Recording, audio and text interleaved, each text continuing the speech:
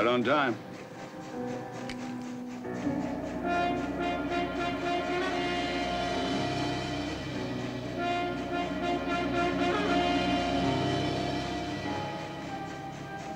Mr. Sedley, over there. Anybody know him? No.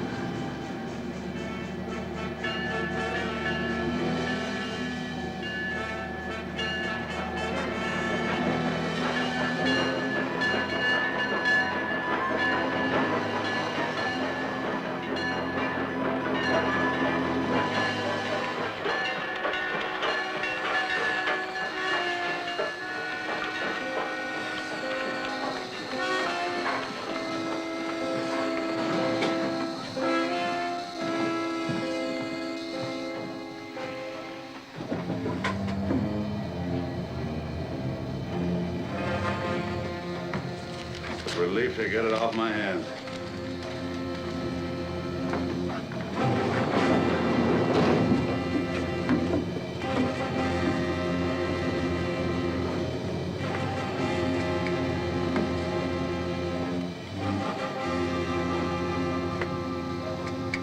Curly? Hi, Curly. What you doing under there? Charlie, you like to watch the B, P, S, and D come in? Well, so do I. I like to watch the wheels spark when the brakes are put on. You go watch the steam. Nah, I want to watch the wheels with you. You go up the engine, you watch that steam shoot out over everybody. Now go on, watch. All right for you, Charlie Webb. I know when I'm not wanted. I'm not wanted, and I know it.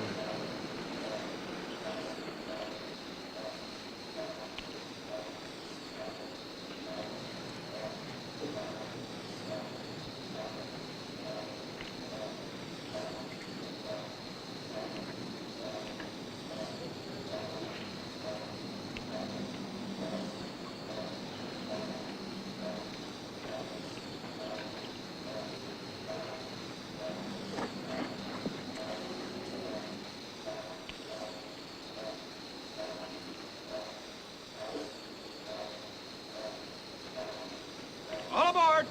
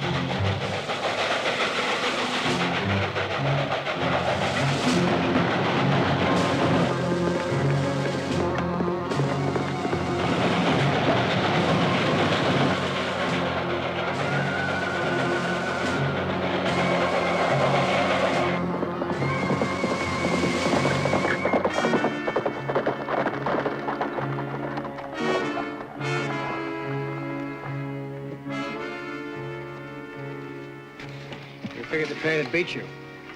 Has a mile of upgrade.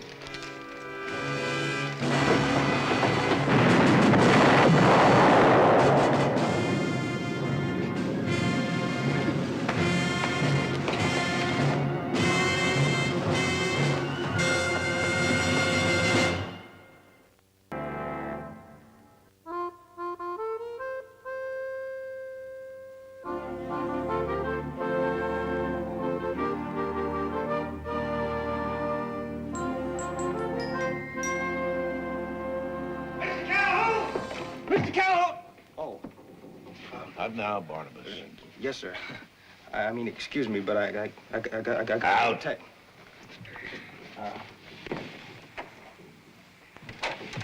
Boss, the train's blown up.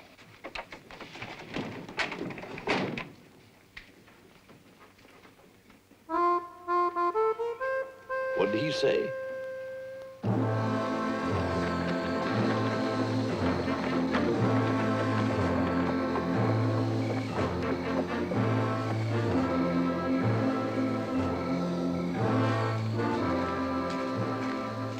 Good evening, Sheriff.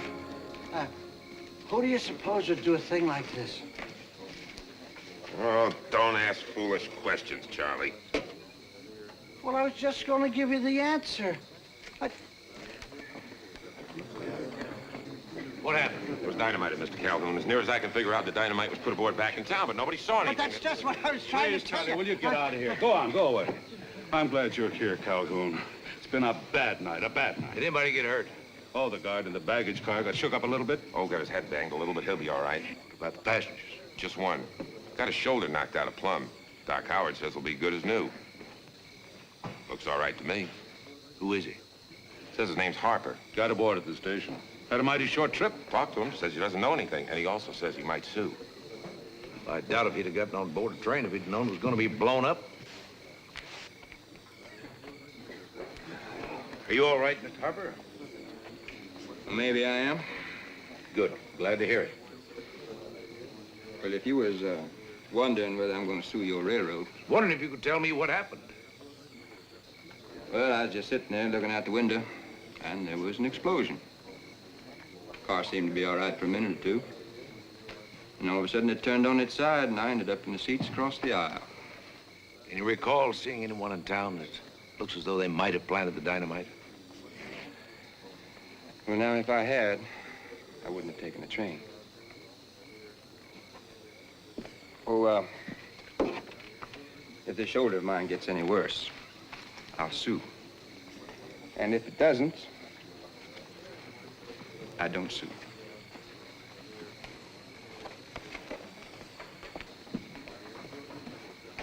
What have you found out, Sheriff?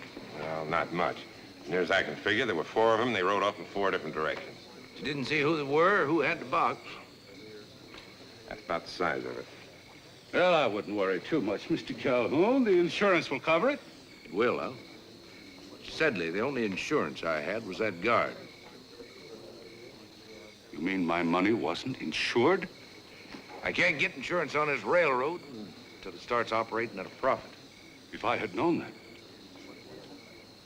Oh, now, look here, Calhoun. If you think I'm going to lose $50,000, I'll sue. I'll attach your railroad. Nobody said you wouldn't get your money. Nobody said I will. All right, Mr. Sedley. You go ahead and start your attachment. If your luck's running bad, you may wind up owning this railroad.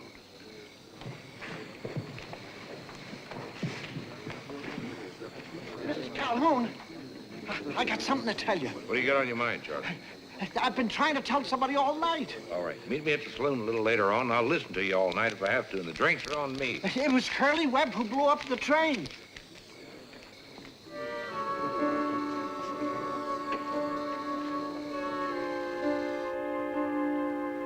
Is that Curly's house? No, that's where Curly's girl lives. That's her there right now.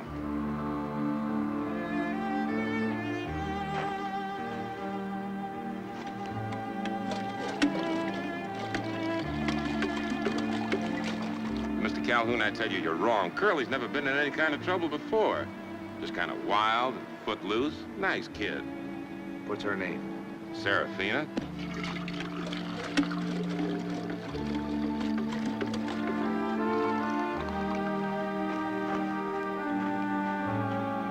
Curly's just a kid, been around these parts. You going to give us any help?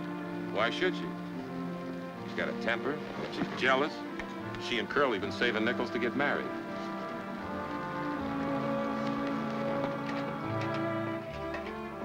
Serafina, this is Mr. Calhoun. He's president of the BPS&D.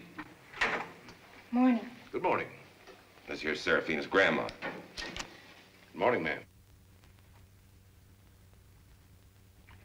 Grandma ain't much for talking. Sit down. Thank you. You hungry? I give you something to eat. No, thank you. We just came by to talk to Curly. He's not here. I can see that. But if I wanted to talk to him about a possible job on the railroad, where could I find him? He left a couple of days ago to help round up some strays. He probably went with Orrin McLean. Probably did. Orrin McLean's bad for Curly. And the Goodhue boys? I guess so. 2 brothers, Ed and Roy. The 4 of them together spells trouble for Curly. You thinking about giving him a job on your railroad? I'm thinking he blew up my train and took $70,000. 70,000.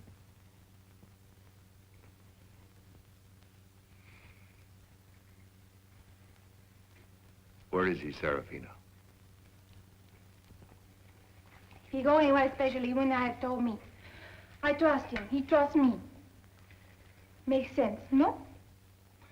You're thinking perhaps he went to Mexico or California and he'll send for you later. Is that it?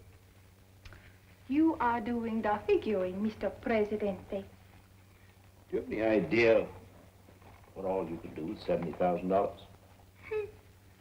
You will never know about that kind of money. Neither will Curly. With that much money, he can afford any woman he wants. He also can afford to forget about you and your grandmother.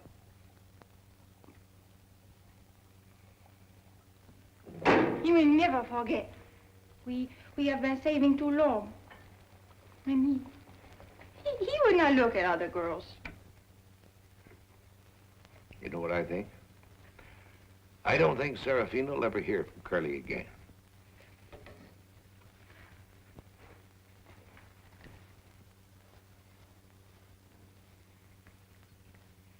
You trying to make me angry, Mr. Presidente?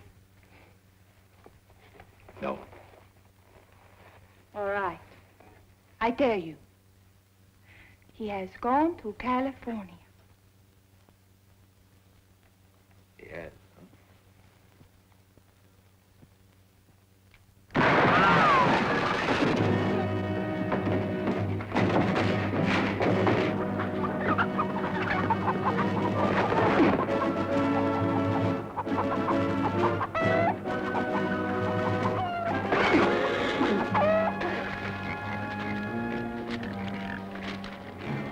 What's going on here?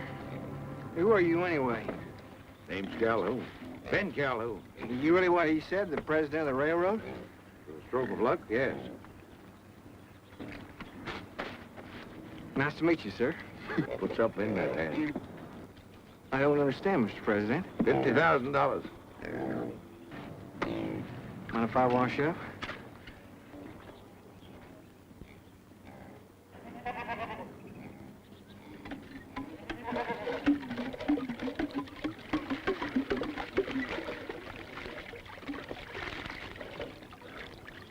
President, you made a gosh awful bad mistake. No, he didn't, Curly. You blew up that train and we got a witness. Witness? Witness to what? Charlie Dinsmore. Told everyone in town about you. Well, he's too drunk to remember anything. You fool. You 12-year-old fool. That's enough, Serafino. He's got enough trouble now. Come on, Curly, let's see where you hid your horse. Right, I gotta clean myself up. Come on, we'll get you cleaned up. Let's go.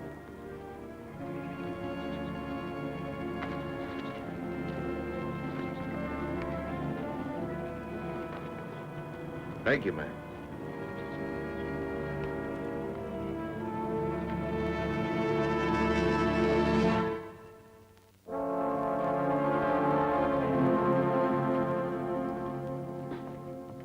Ben? Call me when you're finished. Thank you.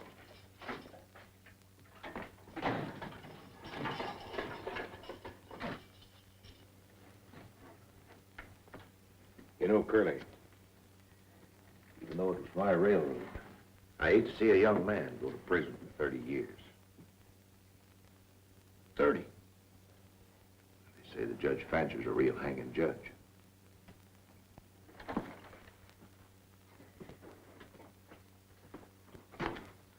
That's right. But nobody sends anybody to prison for 30 years. You think he would? Suppose we might get it knocked down a little if you turn the money over. Probation. 6 months at the most. After what you did? Now, I didn't hurt anybody. I looked in the ticket office, and the list said there weren't any passengers on board. I figure 6 months is plenty, and it's about as long as a man can stand to be locked up.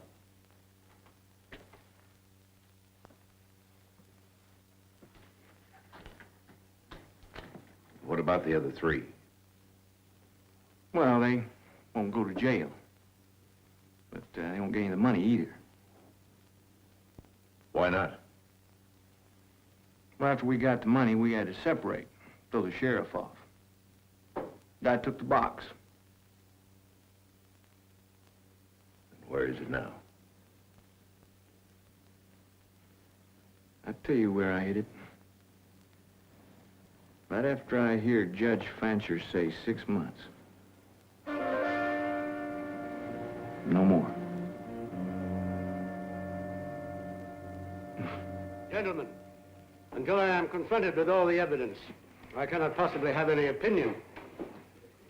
The young man is a potential murderer.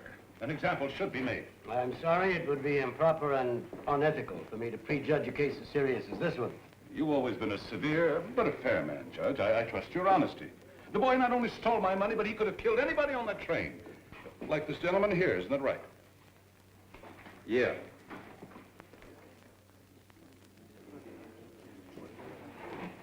Bourbon.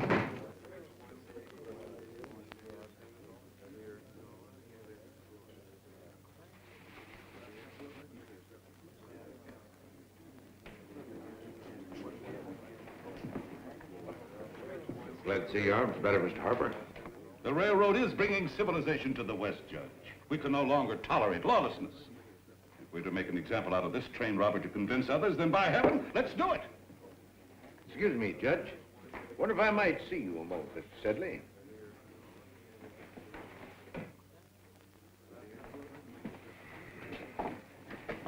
You may have heard that I'm also for law and order. But sometimes there's more than one way to take the skin off of a bobcat. Are you suggesting going outside the law? We might have to skirt it a little, yes. Is there a chance? Not if you keep getting Judge Fancher all worked up. He winds up giving Curly a long sentence.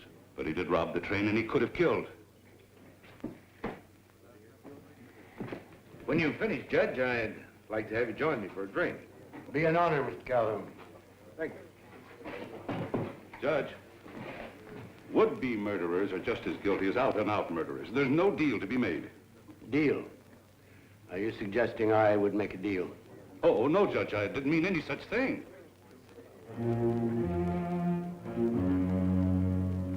Charles Webb, you will stand up, please.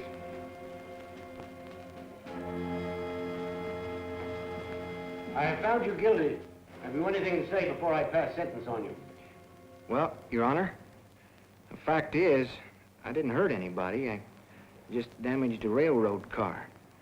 And I figure... You have committed an act of reckless violence and destruction. The fact that no lives were lost was not due to any compassion on your part. You have proved yourself to be a menace, not only to property, but to your fellow citizens. It has long been the case in the West to hang horse thieves, but your crime was far worse. I therefore sentence you to be hanged by the neck 3 days hence.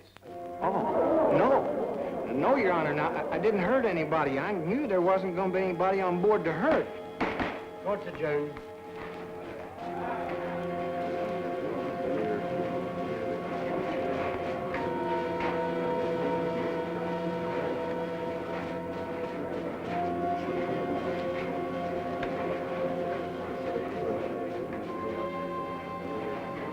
Your Honor, when we talked last night, you agreed to take the boy's past record into consideration.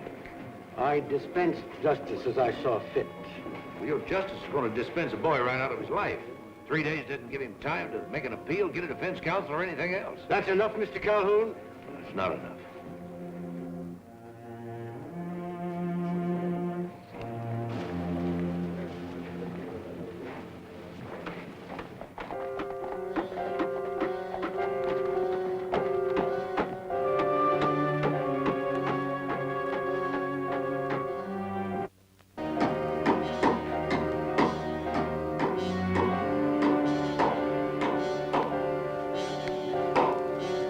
Enjoying yourself?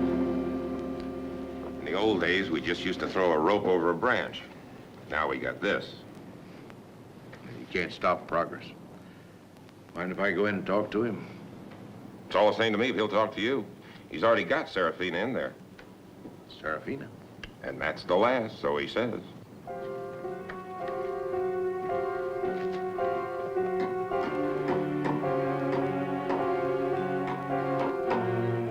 You ride out to Bitter Creek Canyon, and you tell Orrin and them to come for me tonight.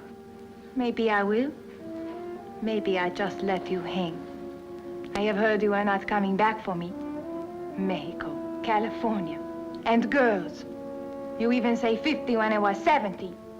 Listen, you do what I say. You tell Orrin there's 50,000 in that strongbox. Well, if he doesn't come for me tonight, ain't nobody even gonna get a smell of it. Except, maybe some tobacco. I smoked my last one this morning. 2 days' supply will be just right. Hello, Serafina.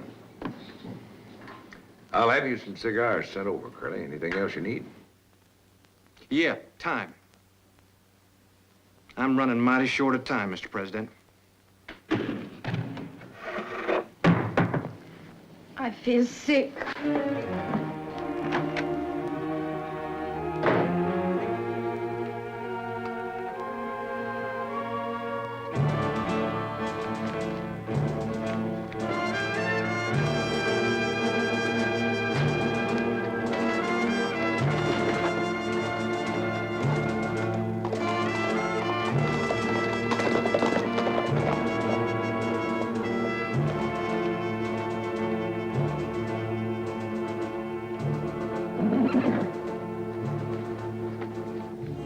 Find the box, did you? I didn't look for it. You're smart, Mr. Calhoun. But I got it hidden where nobody'll ever see it again. Are you ready to talk business, Curly? You want to make another deal? It's more or less what I had in mind.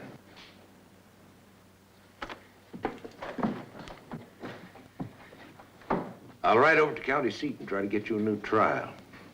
This time you'll have a smart lawyer. Same deal as before, no longer than 6 months. You want a good horse, Mr. Calhoun? A horse? Yeah, a good horse. Right outside. How much that horse cost you? $200, more or less. It's the fastest horse in this part of the country. All right. I'll buy that horse off you for $50,000. It's no good, Curly. If I did that, you'd be running the rest of your life.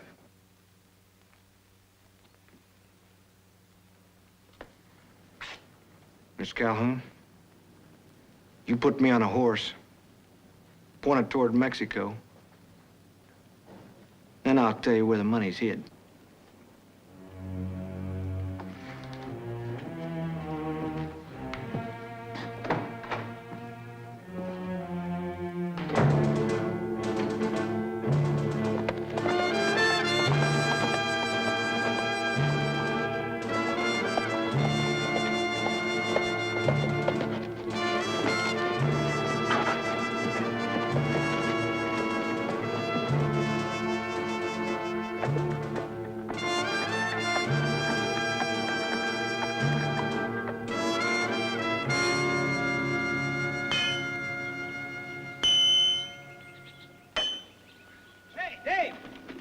Barnabas. Pretty banged up, huh? Yeah, dynamite sure doesn't straighten wheels. Yeah, I'll bet. Speaking of wheels, Well, look, never mind about the wheels. What happened? Well, just one wheel. Barnabas, what happened? Well, Mr. Calhoun told me to follow Serafina and see who she met. Did you find out? Yeah, 3 fellas. Mr. Calhoun said it was Orrin McLean and the Goodhue boys. And? Well, and when I found out they weren't looking for the strongbox, I went back into town. Well, how'd you know they weren't looking for the strongbox? Because they were ahead of me all the way into town. Now, look, I've been trying to... You know what that means? Well, sure I do. It means I had to go into town to see where to start looking, right? From about Curly. These wheels. Look, about these wheels. Well, you forget about the wheels. They're just scrap. Well, Mr. Calhoun doesn't think so. What? He wants you to deliver one of these wheels in person into town after sunset. One busted wheel into town after sunset? Right. Would you mind telling me why? I can't. Why? The boss didn't tell me.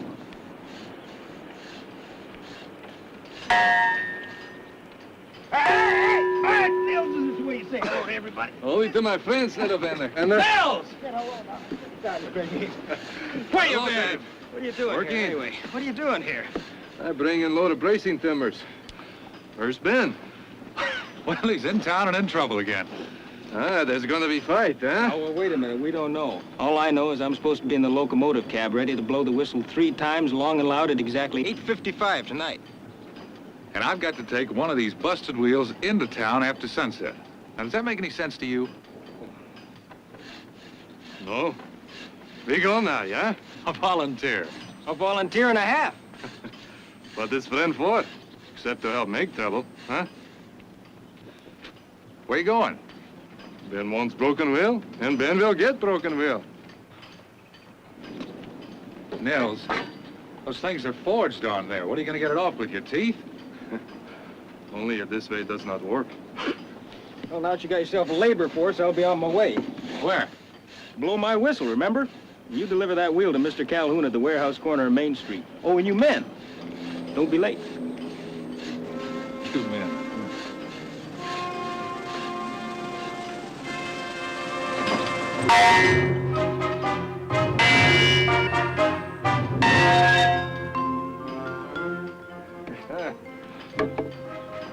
I'll get a hoist and get a tarp to cover up the wheel. Why? Lift it. Hey.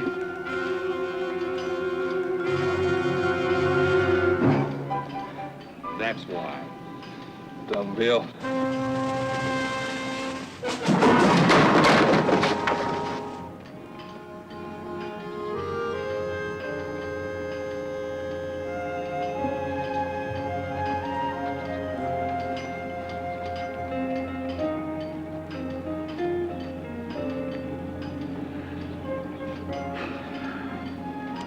We'll need the tarp anyway, huh? You want me to drive, Dave? No, I can handle those reins.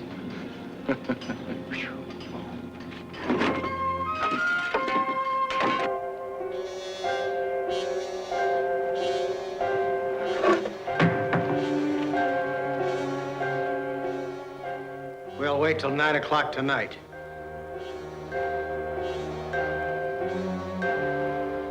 Hey, Sheriff! Sheriff? All right, I'm coming. What do you want? What time is it? Oh, it's about 10 minutes to 9. Why? Well, I need a drink. Go to the saloon and buy me a bottle, will you? Now, I'm not supposed to run errands for you. All right, unlock the door and I'll buy you a bottle. Isn't a condemned man guaranteed his last request by law? Yeah, I guess you're right, Curly.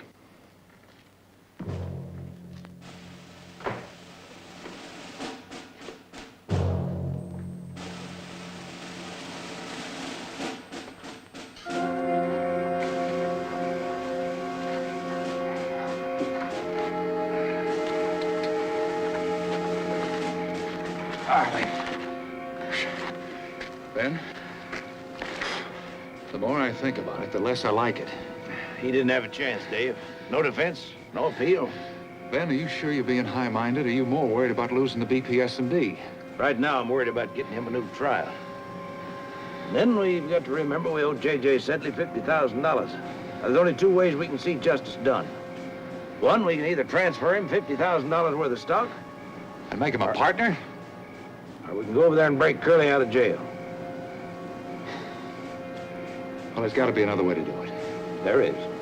Stand here and talk about it until his partners break him out. And then by morning, the money will be on its way to Mexico, and we'll have an attachment against the railroad that we'll never break. Now, what's it going to be, partner? All right, partner.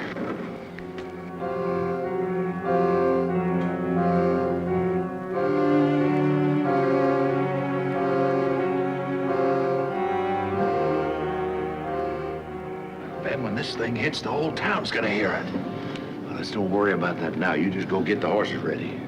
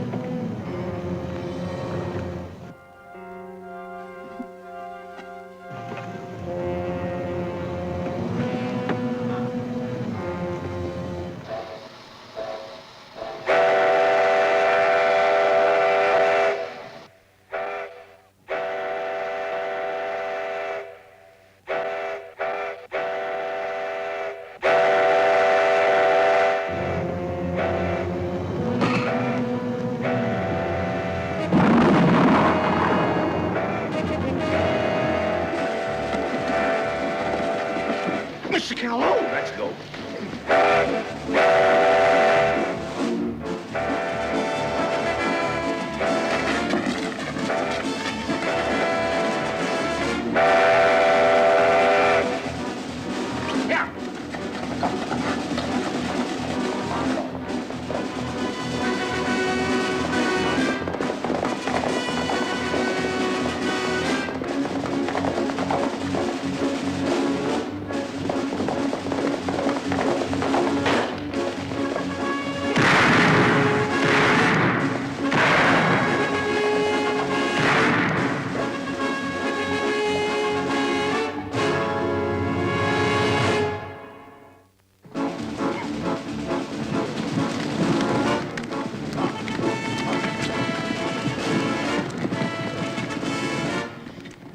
Markness couldn't track a herd of longhorn to stampede.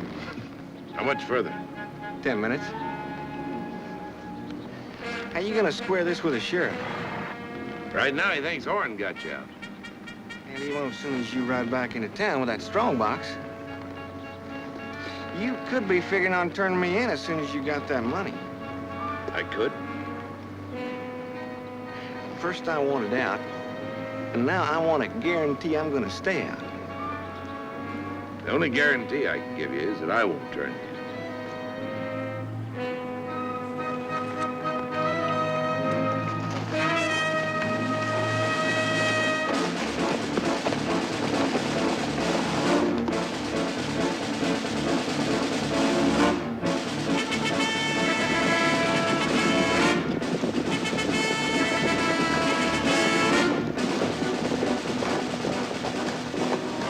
Curly used to tell me about coming up here with his paw.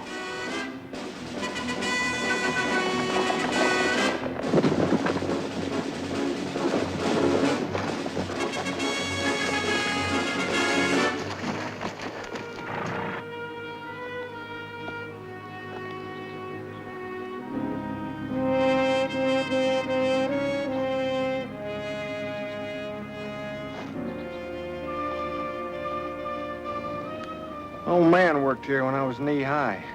Powder man. You bring down a mountainside or just enough to fill your hat. Or blow a coach out of a train. Kind of runs in the family.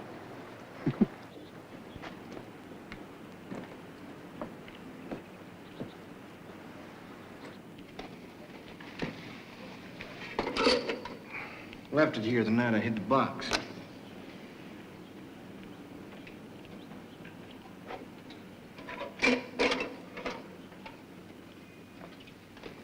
As soon as it all settled down, we were heading out for Mexico, me and Serafina. About Orr and the Goodyears, I don't know. They had other plans.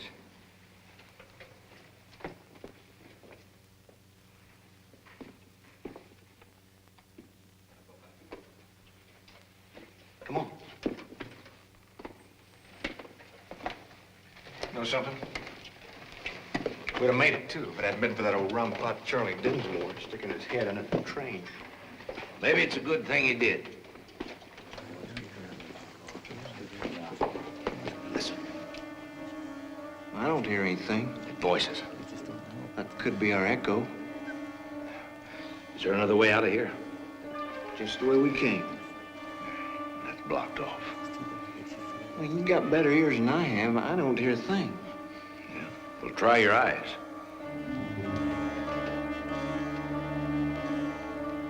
It can't be the posse. So what's your second guess? Have you been lying to me about that strong box, or is it really in here? Right this way.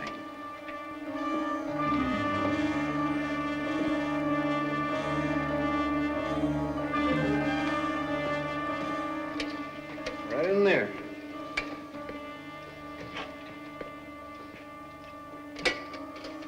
Me, deal's the deal, Mr. Calhoun. Curly! It's all right, we're here. Calhoun, better come on out. You ain't got no place else to go. Calhoun, you hear me? We'll shoot you out if we have to. Who's doing the talking? Orrin. How much of it's a bluff? Well, as long as he's got Ed and Roy to back him up, not much. Curly! Yo! Take cover. friends are taking good care of you, huh? Put out that lamp. Now, your chances of getting shot are just as good as mine, so you'd better cooperate.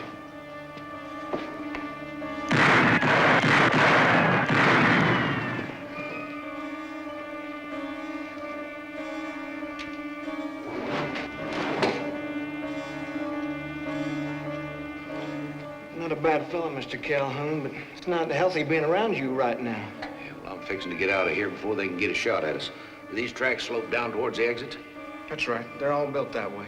All right, you get behind me and give me a shove, and a big one. Keep your head down, Mr. President.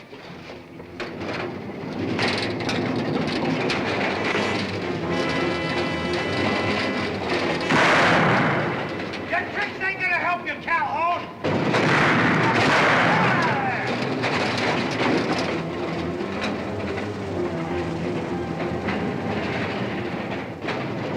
Warren, maybe he was in that car.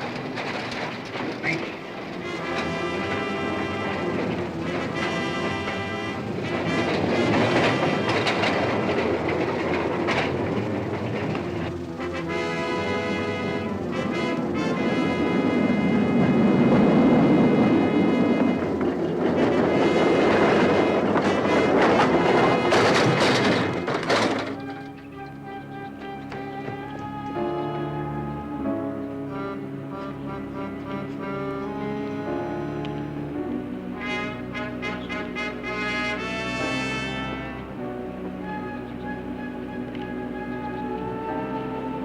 Hold it right there. Throw down your gun. Now move right on down to the old car.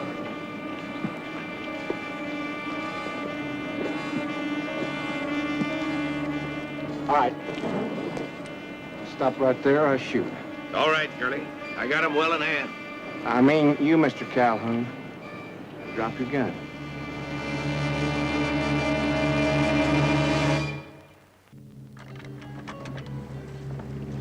Now, be easy with that. Be $50,000 easy. Orrin, boys, yesterday after I sent Seraphine to tell you, I made a deal with this fella. I told him that he could have the box as soon as he busted me out of jail. Well, we was going to get you out, but he just beat us to it.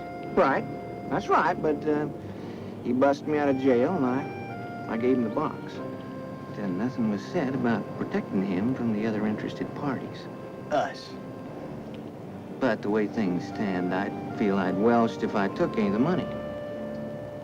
You mean you don't want your share? Well, no, I'm not saying I don't want any, but a deal's a deal. It just don't seem right that you don't get your share. Well, I'm free, and I got a good horse, so I'm heading for Mexico while I still got a healthy neck. If you boys ever get down to Sonora.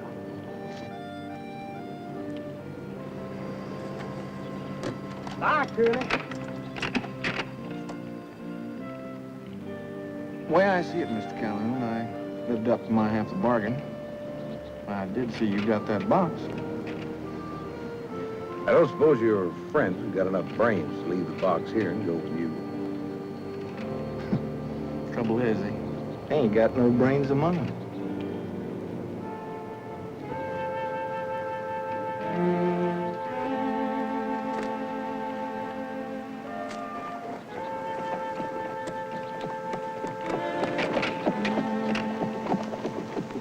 Come on, Ed, get it open.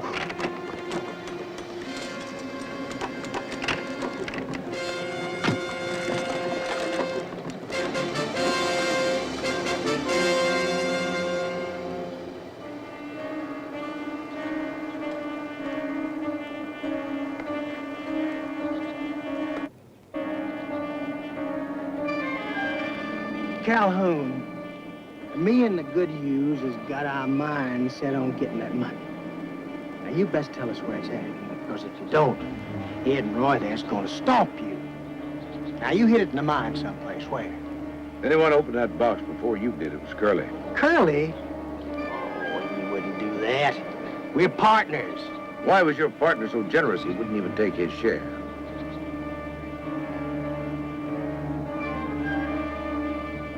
Come on.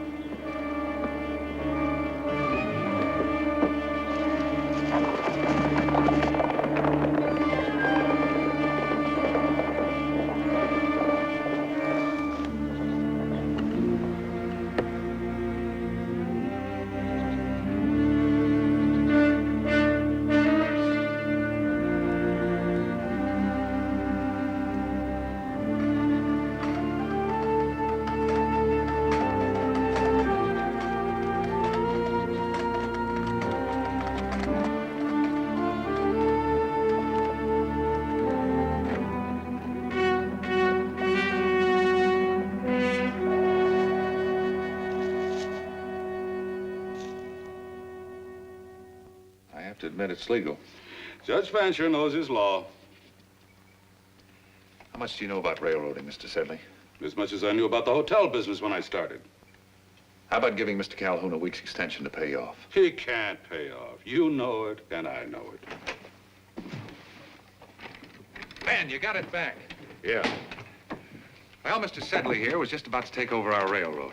Oh, legally, of course. Dave. You'll want this, I Dave. expect. Now, why don't you take your attachment, Mr. Sedley, and get Dave. out of here? Not before you give us a receipt. Now, just 1 minute. I want to make sure that all the money's in there. Are you suggesting Mr. Calhoun would steal? I just want to count it, that's all.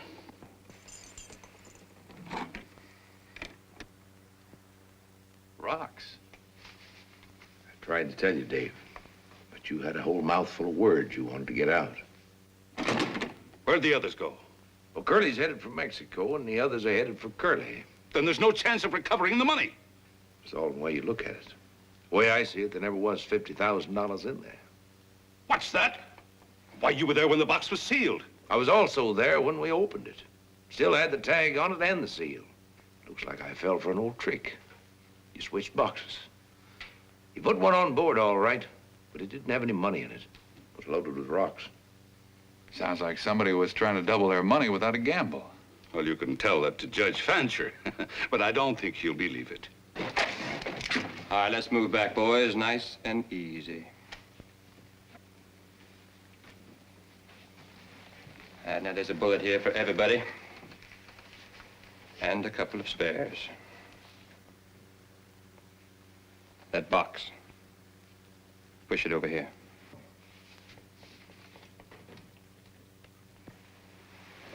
But you think you should check it first?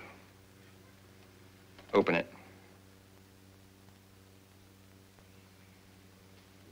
I said, open it.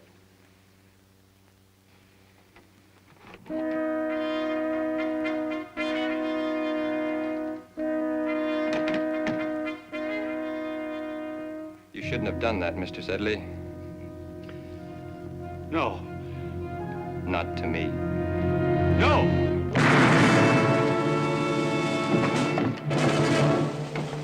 Now just hold it right there, boys. Nice and quiet.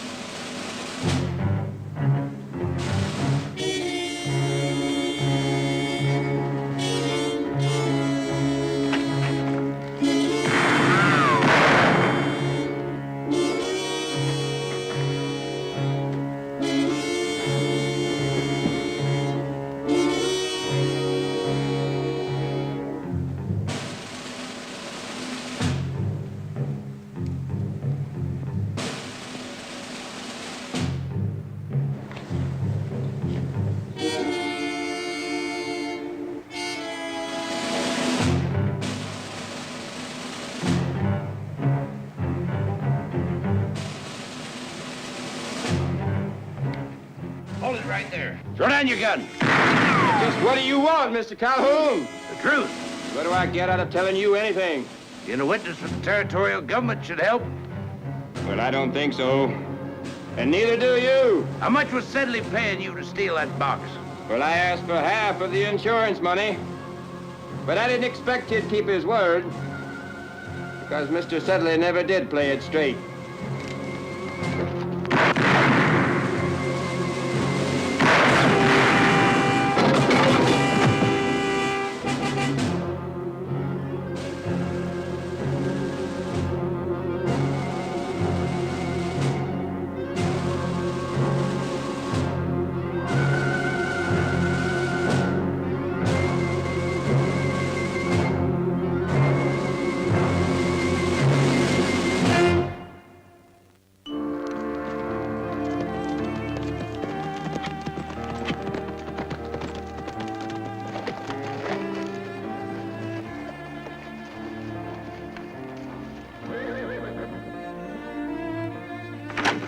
Serafina.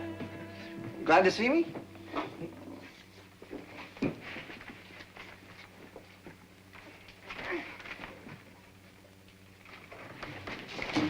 I came back, didn't I?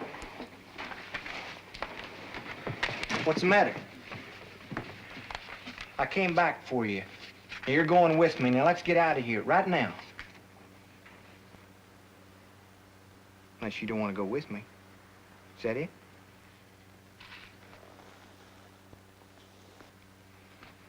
Look, I was wrong. I did what Orrin said. He heard some man say there'd be a lot of money on that train. Yours is gonna be easy. He said our way'd be easier. Look, I came back.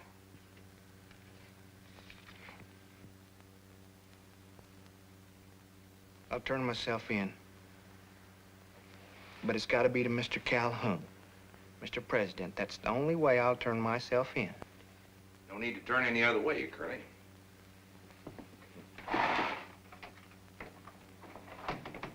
You've been sentenced to the BPS&D for 6 months. Hard labor.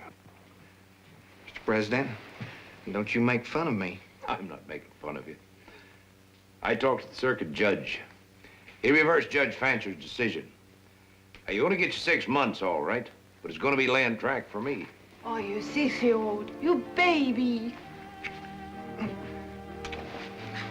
Mr. President, when they catch the others, will you let them work for you, too?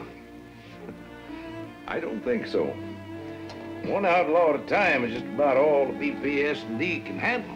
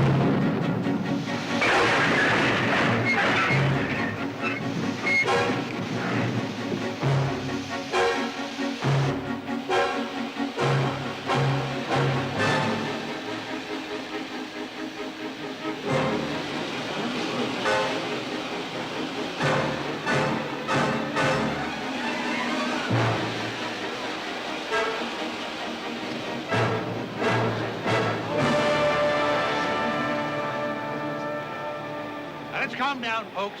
We've just had a little minor accident. Ben! The boiler's blown! It's completely ruined! That's what I mean, a minor accident. All right. You'll return to the coach and be patient. I'll have wagons in here pretty quick. Get you back to Scout Block. Needless to say, your money will all be refunded. Thank you. I'm not interested in a refund, Mr. Calhoun. I have a through ticket to Gunsight. I insist that you take me there. I'm afraid the repairs will take quite a while, miss. Nora Murphy. I'm Dave Tarrant. A refund's all we can do at this time. You are aware that a public carrier forfeits the right to invalidate a contract unilaterally once the passenger has moved a substantial distance from the point of departure. Harrison versus the Erie Canal Company, New York Court of Appeals, 1824. Interesting legal point. Would you care to explain it to our boiler? Let me put it plainly. Either you get me to Gunsight by tomorrow, or you'll have a lawsuit on your hands. For $250,000. Not only a lawyer, Miss Murphy, you're a dreamer. Would you like to see me in the witness box, Mr. Calhoun? stabbing gently at my eyes, my voice breaking, a poor lone girl fighting a cruel, inhuman railroad? Or shall we go to gunsight? Hey, boss. Barnabas, would you fetch Miss Murphy's luggage? Yes, sir. Hey, friend, could you give the lady a ride as far as Flagler Station? Sure. Your train sort of blew up, huh? Yeah, sort of. Now, you can catch a stage to Gunsight from there, Miss Murphy. Will that do? It will not. Am I to go into the wilderness alone? Don't look at me. I got to get in the scalp block, get the money, and get the boiler fixed. That's what the president's for, isn't it? Thanks. I'll escort you to Flagler Station, Miss Murphy. Will that do? I suppose it'll have to. Thank you. I'll try to get back before dark, Ben.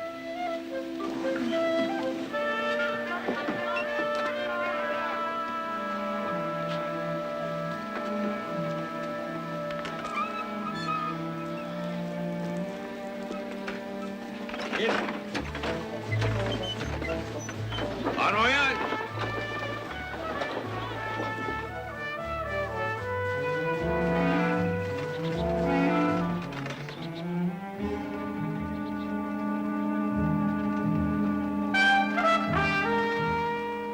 She's on a wagon, and one of the men from the railroad is with her. I can hit some bows from here, Captain. No. We're here to stop the young lady, not to kill her. At least not yet, gentlemen.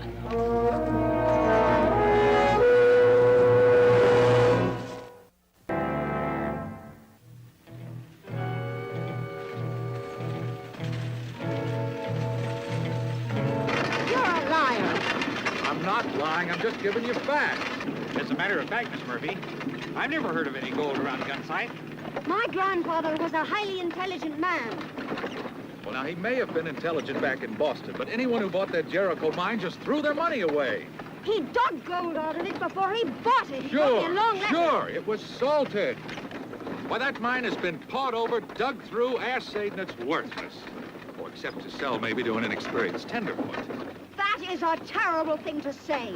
Is it now? Believe me, Miss Murphy, if they had discovered gold at Gunsight, why, this road would be full of people. I'd rather believe my grandfather. All right, that's fine with you. I've got no reason to lie. There are those who enjoy upsetting people. Oh, I believe there are. I do, indeed. And as soon as we get to that stage station, you can say goodbye to me and my upsetting facts. And good riddance.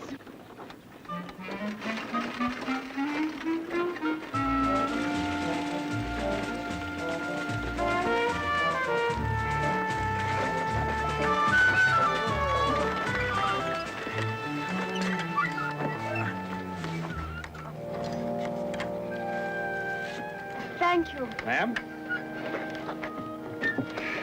Thanks. Anytime. It's a shame. Let's go, Tom.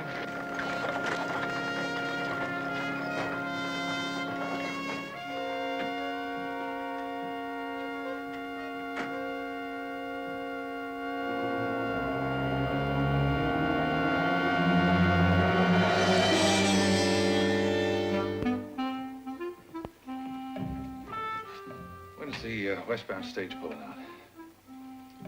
Oh, it ought to be pretty soon now. Through ticket to Gunsight, please. Two? One. One. I've got a busted boiler and a stranded train to look after. Thank you. Well, I suppose I can manage by myself. Well, I'm sure you can. But on the other hand, you're very quick to be rid of me. I'll see you safely on the stage. Oh, and not one step further, is that it? What more do you want? Let me remind you of your obligation, Mr. Tarrant. Under penalty of law, you are to escort me to Gunsight, not ship me off like a parcel. All right. I'll escort you to Gunsight every delightful mile. Mr. Tarrant, let me make one thing very clear before we get on that stage. I will tolerate no familiarity. What? Is there a Miss Nora Murphy here? Yeah, well, that's me. Miss Murphy? Yes? I'm John Bulwer. Dave Terrence, my name. Of the BPS&D. I've just come from your train. I heard of the accident, and I went there hoping to find you, Miss Murphy. Why? Because of your grandfather, Thomas Murphy. Did you know him then? Your grandfather spoke of you very often, Miss Murphy. He was a fine man. Thank you. I'm afraid I treated him very badly. Some time ago, I bought the Jericho mine as an investment. I wasn't ready to develop it, so I sold it to your grandfather at a profit. 2 weeks ago, I learned that Jericho is a fraud. I wanted to make amends, but unfortunately, your grandfather passed away. I want to give you the money that Thomas Murphy paid me for the Jericho. $5,500. Well, that's very generous of you, Mr. Bulwer. Not at all. I have a reputation to protect. I'm sorry. I know it's a shock. Your grandfather never knew. When the fever caught him, he died very quickly. Yes, I know. You see, I also came to see his grave and collect his personal things. Of course. It'll be a rough trip and a distressing experience for you, however. Perhaps I could send his belongings to you. No. That's very kind of you, Mr. Bulwer, but I've come a great distance and I'll finish my journey in gunsight. Very well. Mr. Tarrant, may I have a word with you? Yes, certainly. Will you excuse us, please? All right, let's get him hitched up, huh? Do you have any influence with her? Not much. Stage will be pulling out in a couple of minutes now. Thanks. Our grandfather didn't die of natural causes. The old man became desperate, tried a robbery, and was shot down by the sheriff. It sticks on my conscience. She must never find out. The disgrace. You understand? Yes. I could lend you my buggy. Is there someplace along the way you could spend the night? I've got a friend, Ed Rainey. What are you getting at? Take her there. Give her time to think. I'm afraid Miss Murphy does her own thinking, Mr. Bulwer.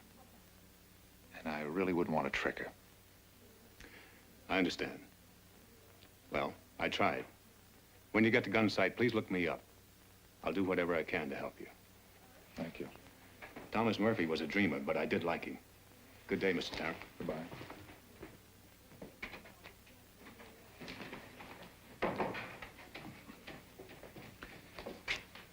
Miss Murphy, perhaps you ought to consider what Mr. Bulwer said.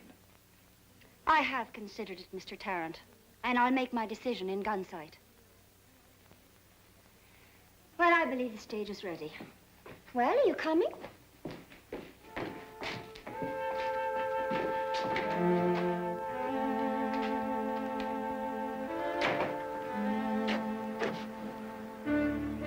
What happened to the driver?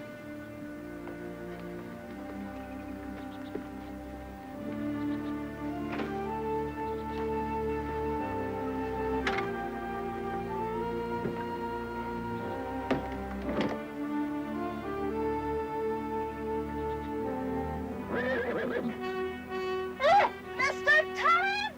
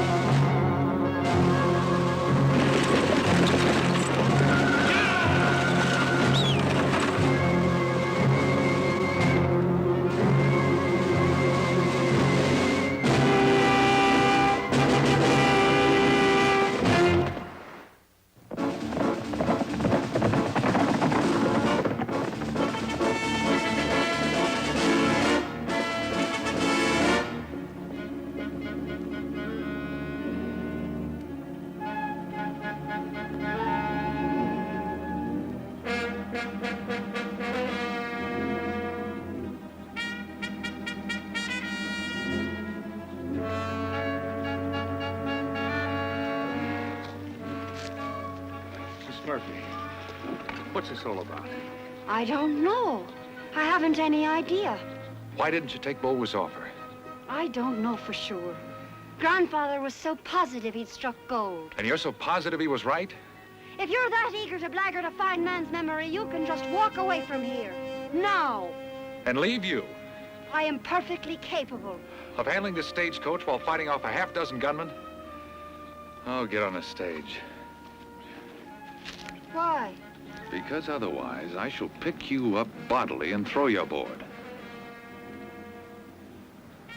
Well?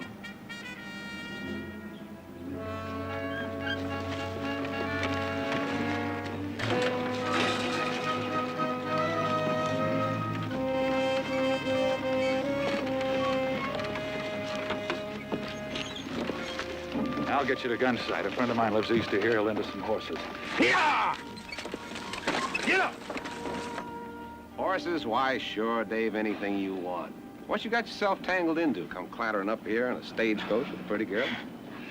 You might say I borrowed all this at Flagler Station, Ed. Oh? Can you give us some help? How many times do I have to say it? Don't ever ask me what you want. Just tell me. All right, all right. I've got to get Miss Murphy into Gunsight. I'll need a couple of saddle horses and some help through the hills. Well, it'll be coming on dark by the time I round up the horses. Ed, you got 3 right here. Oh, they're only half broken. By the time we fix something to eat. Oh, but not on my account. No, listen, Ed, just some biscuits. Well, that hill trail's too rough at night. Now, we'll chance it. Well, actually, I couldn't swear it hasn't been washed out. Ed, if you're gonna help me, let's do it. Oh, Dave.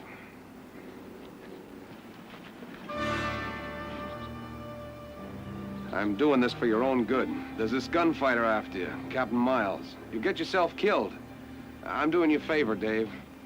Now, I'm just gonna hold you for a while, for your own good. Let me decide. How long? Just overnight. Just so long as you don't get into Gunsight before 6 tomorrow evening, he said. Have you got the stomach to kill me, Ed? Slug in the leg would do just as good. How much are you getting paid? I'm just protecting you, Dave. How much? $1,000. I'll double it. Ooh-wee.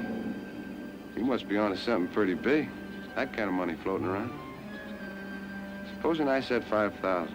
All right, you got it. Well, that come kind of easy. I might have said 10. But you didn't. I'm saying it now, lady.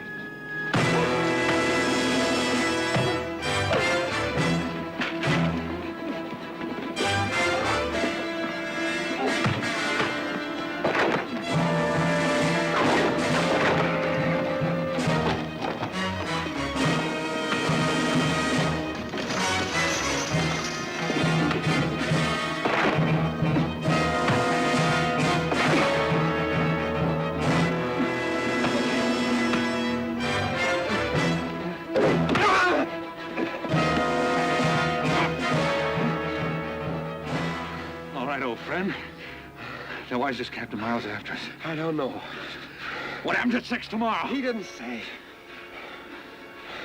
I wonder if I'd have the stomach to kill you, Ed. I don't know. They just gave me the money to stop you for a while. We'll leave the police know. We're gonna travel light. As for the horses and the gun, Ed. I swear it, Dave. I was hoping you wouldn't turn to me. I wish I hadn't. I'll saddle up.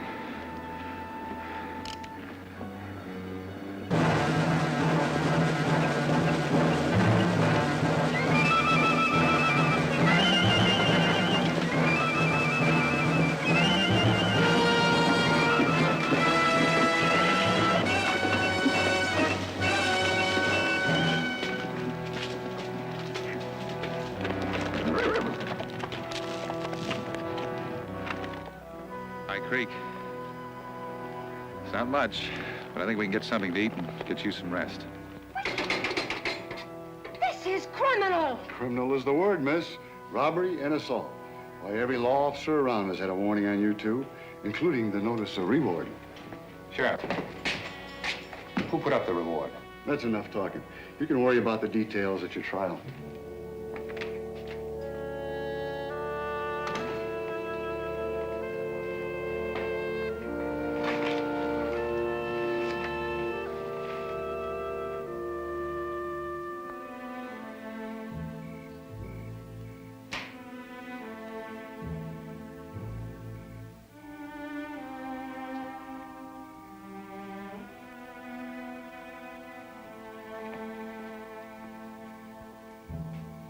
Mr. Tarrant. Yes? Are we far from gunsight? Quite a good ways. Ed Rainey was a good friend of yours. Was. I'm sorry. Have you got any family, Miss Murphy? No. My mother and father died early, just Grandpa. He was a wonderful man. No. He was fiddle-footed and a dreamer, always wandering off to the other side of the hill. And coming out west at his age to make his fortune. Miss Murphy? Miss Murphy?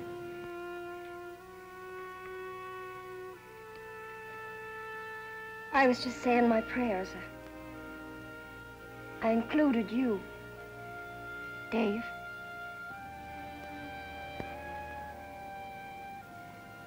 Thank you. Good night. Nora? Good night, Dave.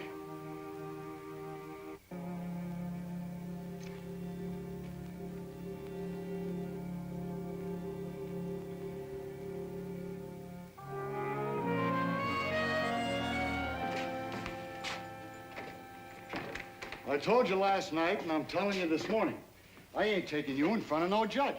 Well, I'm reminded of a similar case. Rhode Island, 1810. A Sheriff Pickering clapped a certain John Mears into jail and neglected to charge him.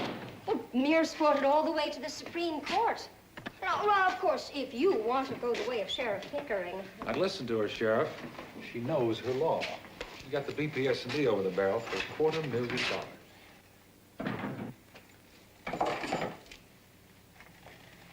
What happened to this here sheriff? Oh, he got 8 years in the state prison for unlawful arrest and abuse of authority. Well, the difference is you people were arrested lawfully. Now, that's for the judge to say. Not in High Creek. We don't have no judge. I'm the one who says what the law is here. Well, will it allow you to tell us what the charges are? Sure.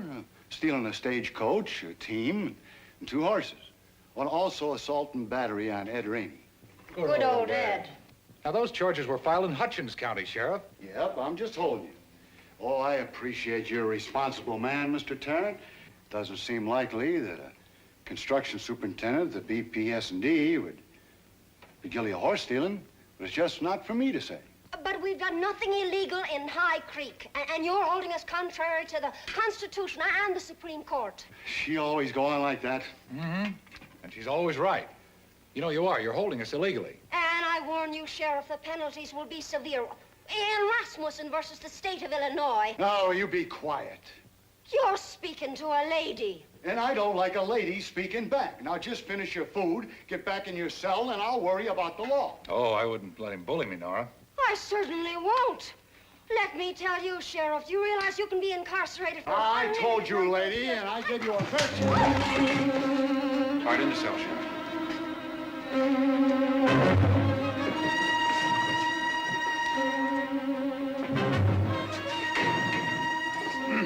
Nice job of distracting. Oh. Now you're really in trouble. It's Murphy and Tarrant versus the town of High Creek, and we'll fight you to the Supreme Court, Sheriff. Let's go.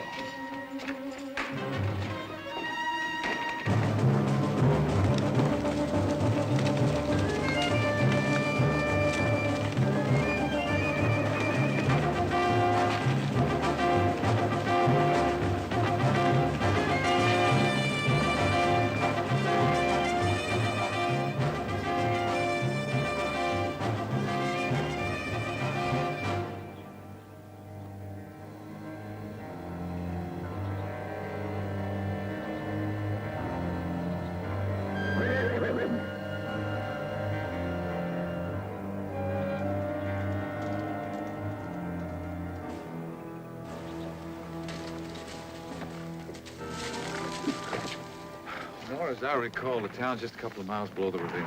Well, then let's be going. Now we gotta give the horse a chance to breathe first.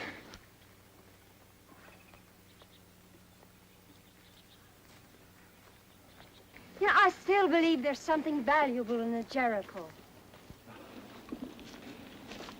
You know, since you've inherited the mine, what difference does it make? I mean, why is this Captain Miles going to all this trouble? I don't know.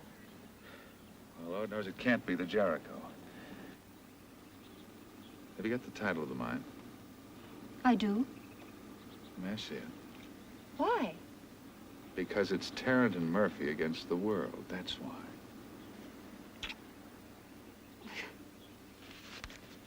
Here.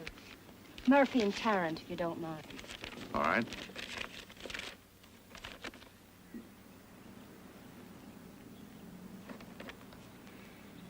Where did you study law? Well, my Uncle Dan is a lawyer. And what was that carrier case you threw at us yesterday? Harrison versus the Erie Canal Company, New York Court of Appeals, 1824. Miss Murphy, do you happen to know that the Erie Canal wasn't even open until 1824? So? So? Oh, well, my Uncle Dan owns a bookstore, which I manage for him. Well, a good many law students come in, and I picked up the words and the style. I can also speak as a medical expert, but it's not so useful. Oh. Well, to sum it up, I'm a liar. Yes, I agree. And greedy, chasing after money that may not even be there. That's a fact. And, well, quarrelsome, suspicious, and argumentative. All of them.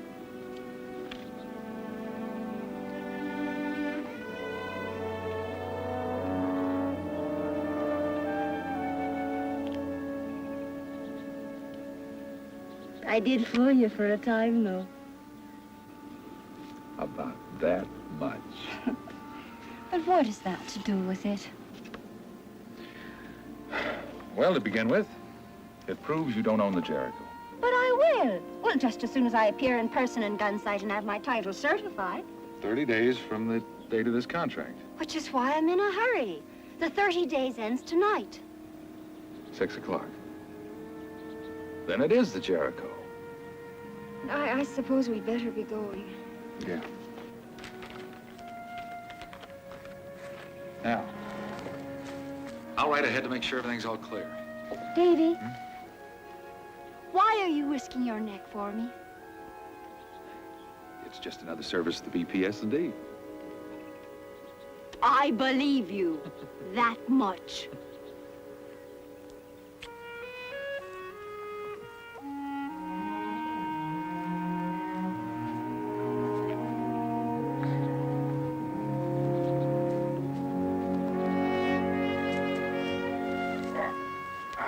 Let's go.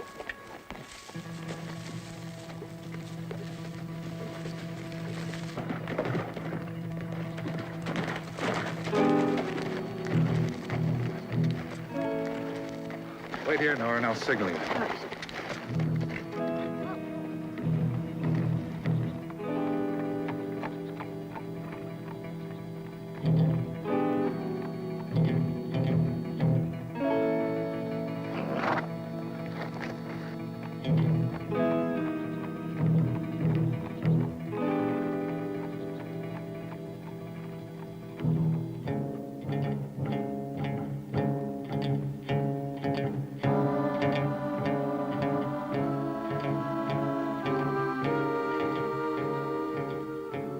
Captain, he's through. And the girl is coming through now. Well, gentlemen, there you see a very poor attempt at using a decoy. But I suppose you have to give a civilian credit for thinking tactically at all. Horse.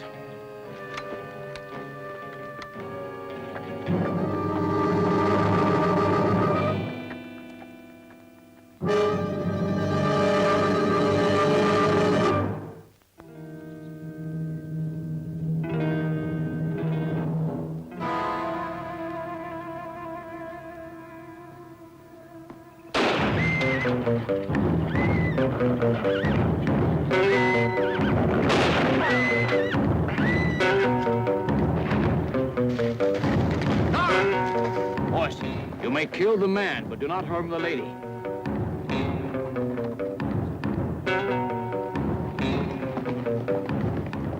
Captain, I cannot get a clear shot at him.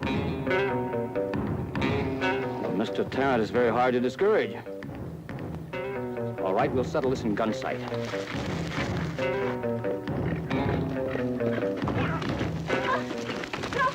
Don't stop! My shoulder's a bit bruised is all. All right, I know somebody in gunsight who can help us. I said get out. Kate, is that any way to talk to an old friend? A friend who threw one of my dealers off his train and broke his wrist? His hand slipped, Kate, while he was dealing off the bottom of the deck. And who locked 2 of my girls in the baggage car? They attacked a minister. Now, Kate. Out, friend. Kate, she needs a doctor. Then get her to a doctor. But there's a gunman named Captain Miles who's after us. In that case, get out fast. I don't want any trouble with Captain Miles. Harry! That'd be a king-size brawl, Kate. If I get beat up enough or killed, the entire BPS&D will come down here asking questions. Forget it, Harry. So glad you asked me to help, Dave.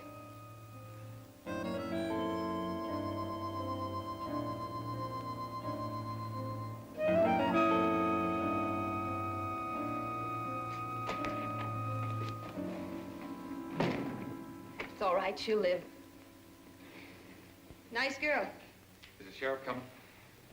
He left town about a half an hour ago with the county clerk. Why did you come to me? You were close by, Kate. I didn't think they'd look for us here. I'm sorry you didn't come alone. I'd throw you right back at them. Thanks. Anytime. You know an Irishman named Tom Murphy? Half this town's Irish, and they're all Murphys, except the Shaughnessy's. What about John Bulwer? Sure. He's a businessman. Deals in mine properties. Is he honest? He's sharp, but I've never heard of him pulling anything illegal. Where can I find him? I wouldn't know. Could you find out, Kate? I might.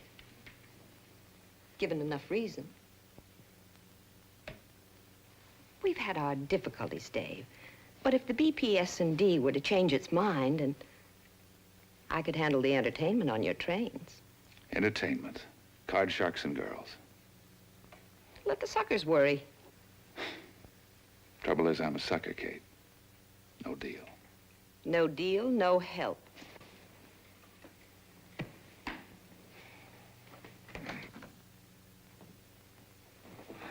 Nora. Don't you ever knock? Well, you may know some women lacking in modesty, but I'm not one of them. She should rest and avoid excitement for a day or two, and if possible, stay out of gunfights. You can go out and play $10 worth, Doc. I thank you, Miss Kate. What time is it? It's a little after 4. How do you feel? That's a fool question. Look, if you'll just get out of here, I can put on my clothes. Now, you heard what the doctor said. You're staying in bed. But it's less than 2 hours until 6 o'clock. Nora, you've been hurt. Next time you might get killed. I won't risk it. You can't stop me, Davy. You'd have to use force, but that's not going to do my shoulder any good. Captain Miles has men all over town. But you're going to help us. Well, aren't you? You don't understand, Nora. She's holding out for a deal. Well, how much does she want? More than I can pay. You can't take 2 steps on the street without my help. All right. I like your spunk. I can't say I admire your brains or your taste in traveling companions, but I'll sneak you out of town and point you at the Jericho. It'll cost you $1,000 apiece.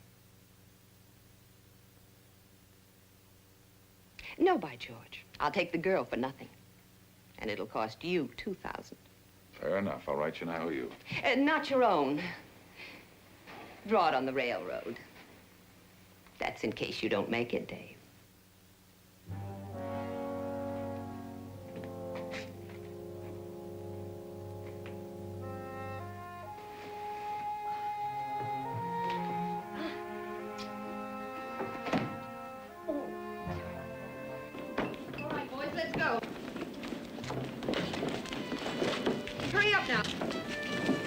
Piano in this wagon, and the basket's in that one.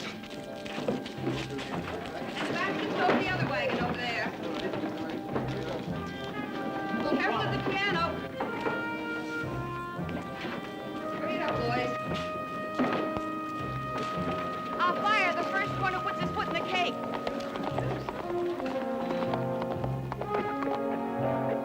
All right, let's go.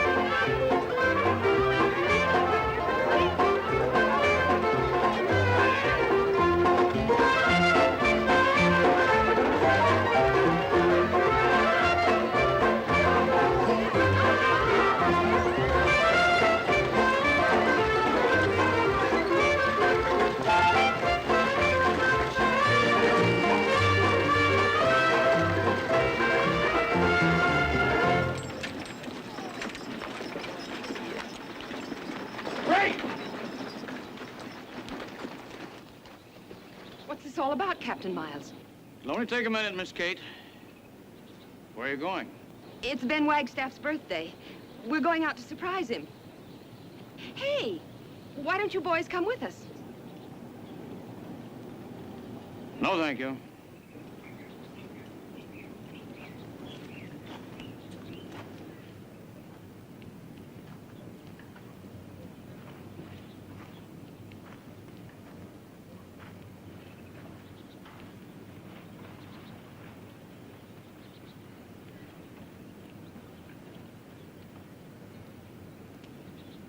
Well, do you like what you see? Because I don't. Can we go now? Now, see here, the sheriff's a friend of mine. Tell him about it, Kate. Who are you? I work for Kate. What do you do? Jimmy's a singer. Sing. Sing.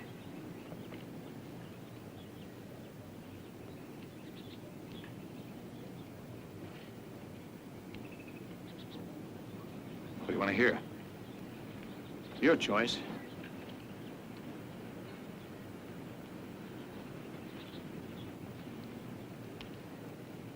The Camptown ladies sing this song. Doo-dah, doo-dah. The Camptown racetrack 5 miles long. Oh, doo-dah day. I come down here with my hat caved in. Doo-dah, doo-dah. I go back home with a pocket full of tin. Oh, doo-dah day. Gonna run all night. Gonna run all day. I'll bet my money on a bobtail nag. Somebody bet on the bay. The Camptown ladies sing this song. Doo-dah, doo-dah. The Camptown racetrack 5 miles long. Oh, doo-dah day. I come down here with my hat caved in. Doo-dah, doo-dah. I go back home with a pocket full of tin. Oh, doo-dah day. Gonna run all night. Gonna run all day. I'll bet my money on a bobtail nag. Somebody bet on the bay. Come down here with my hat caved in. Doo-dah, doo-dah. I go back home with a pocket full of tin. Oh, doo-dah day. Gonna run all night. Gonna run all day. I'll bet my money on a bobtail nag. Somebody bet on the bay.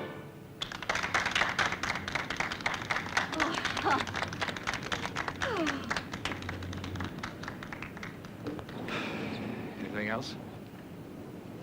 All right, you can go now, Kate.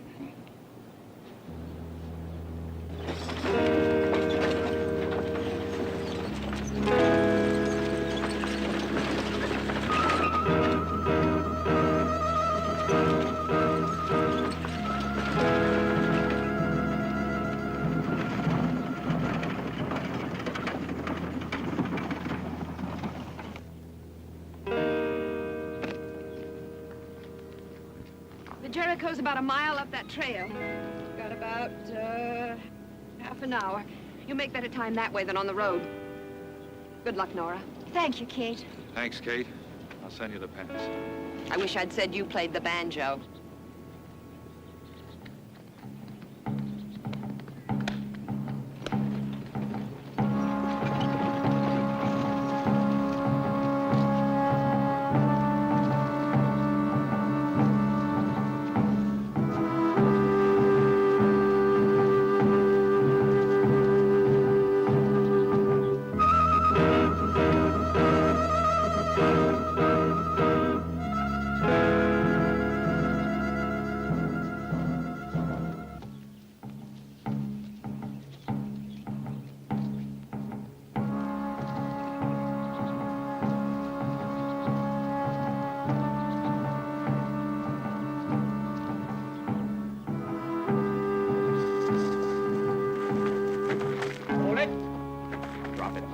The gun.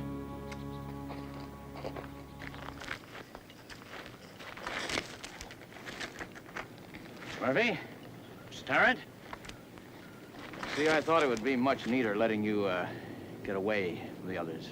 Be by yourselves. By the way, I enjoyed your singing. Yeah, thanks. Will you tell me why you're trying to stop me from getting here? Money, Miss Murphy, money. I was hired. Captain, Miss Murphy, Mr. Tarrant, and the good captain put forth every effort. Actually, I never thought you'd get this far.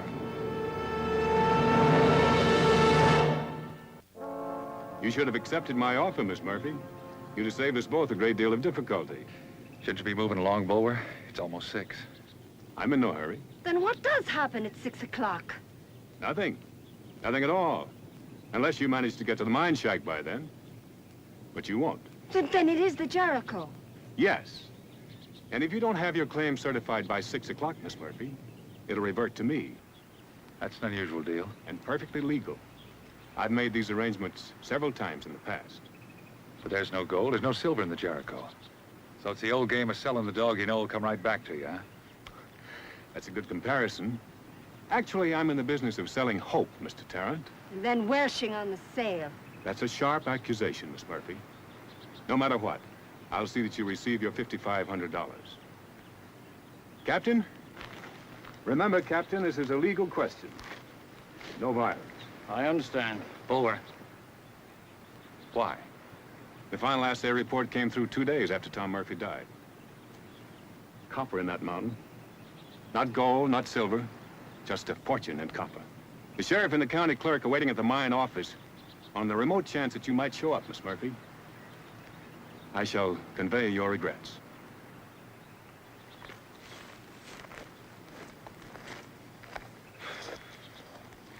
All right, now what happened? Well, we'll wait here until after 6 o'clock, and then you and Miss Murphy can do whatever you want to do. What time is it? It's, 10 to 6. Have a cigar? Yeah, thanks. You mind? Oh, no. Go ahead. Match? Thanks. The sheriff's not far away. The sheriff doesn't even know where we are, Miss Murphy. Well, we'll tell him later. There'll be trouble afterwards. There won't be any proof afterwards. Besides, that's what I'm paid for. Trouble. How do you feel, Nora? Not too good. Do you, mind if we sit down? All right, you can sit down. But I want to tell you this, Tarrant, I don't want any trouble.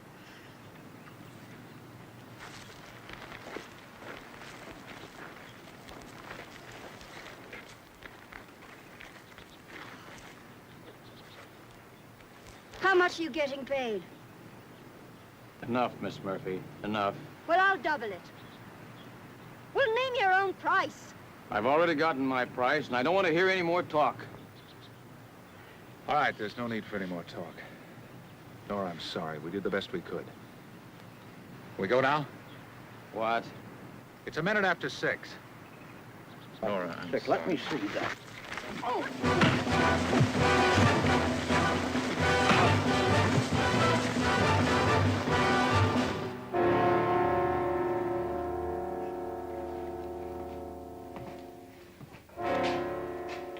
10 minutes of 6. I'm gonna step outside.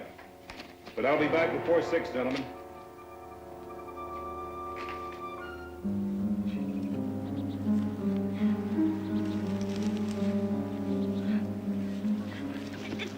Davy, why are we running?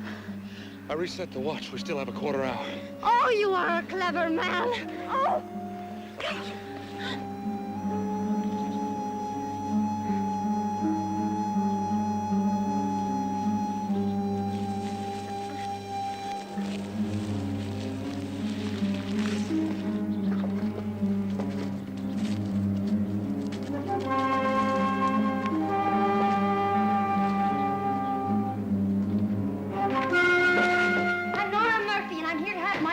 Certified. Of course, Miss Murphy. We were hoping you would drop in. May I see your papers, please? Yes. Where's, Bulwer? Who? John Bulwer, your local businessman. Why, I'd imagine he's attending to his local business. And now shall we attend to the papers, Mr. Tarrant? Yes. Except, how did you know I was Mr. Tarrant? Get the gun.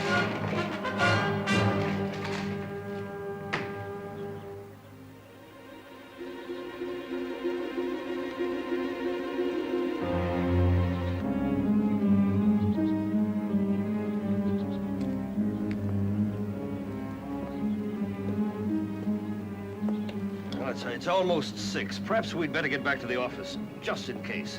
Miss Murphy is hardly likely to show at the last second. I agree, Mr. Bulworth. This is undoubtedly a great waste of time, ours and yours. I think you're right. Why don't we go back to town? Not yet. This is a very delicate legal matter. I'd prefer to be certain. Miss Murphy, you stay right where you are.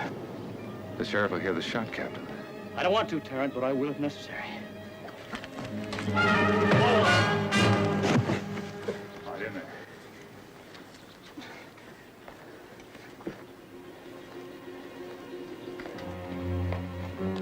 Watch them, Nora.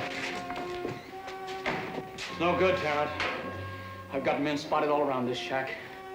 We've only a few minutes, Davy.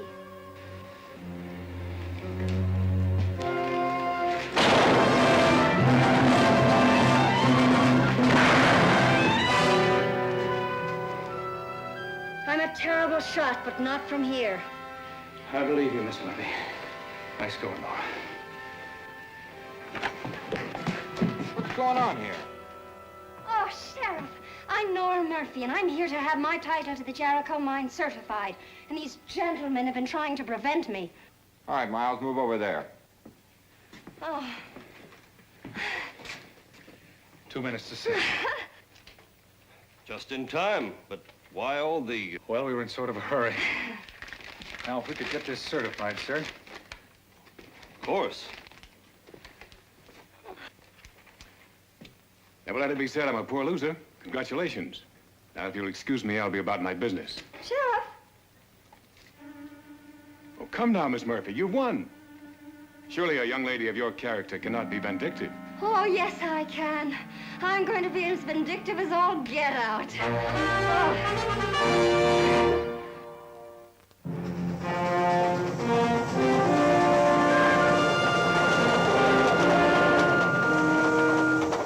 I think you're wise not trying to run the mine yourself. It's no job for a woman. Oh, but I am going to run it. I'll be back as soon as I settle some things. I appreciate everything you've done for me. That's very kind of you. In fact, I'd like your railroad to have the freighting contract for the mine. Well, at your prime discount, of course. Well, to get the prime discount, it all depends on the volume. Perhaps you didn't understand that. Oh, I understood. However, gratitude or not, I get your prime discount or no deal. All right, it's a deal. Good. And I've got a hunch you might make a go of it. Sure, and I've no doubt that in a year they'll be calling the town Murphy. Oh, am I so forward then? Yes, you are. I, better go up front there and check on the boiler.